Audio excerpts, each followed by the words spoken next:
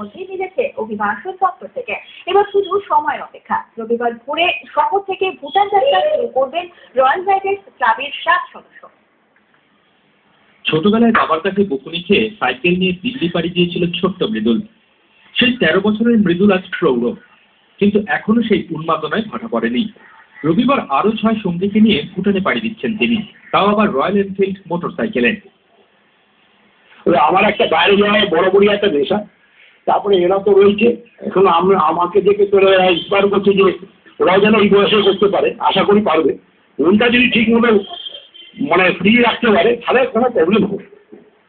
দলের অন্য সদস্য অমিত ধরের বক্তব্য, ভুটানের রাজার কাছে ভারত ভুটান সম্পর্ক নিবিড় করার বার্তা পৌঁছে দেবেন তারা।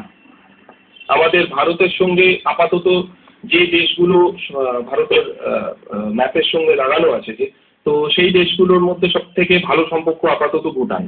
তো সেই কারণে প্রথম আমরা শুরু করলাম বলতে পারেন ভুটান দিয়ে। এর আগে সিকিম ভারত চীন সীমান্তে অভিযান চালিয়েছেন তারা। মৃদুল বাবুদের পরের লক্ষ্য লন্ডন সফর। স্বপ্নের সেই সফরের সঙ্গেও থাকবে এই 2 চাকার যান। ক্যামেরায় অজিত বড়ুয়ার সঙ্গে বিমান চক্রবর্তী, নিউজ টাইম।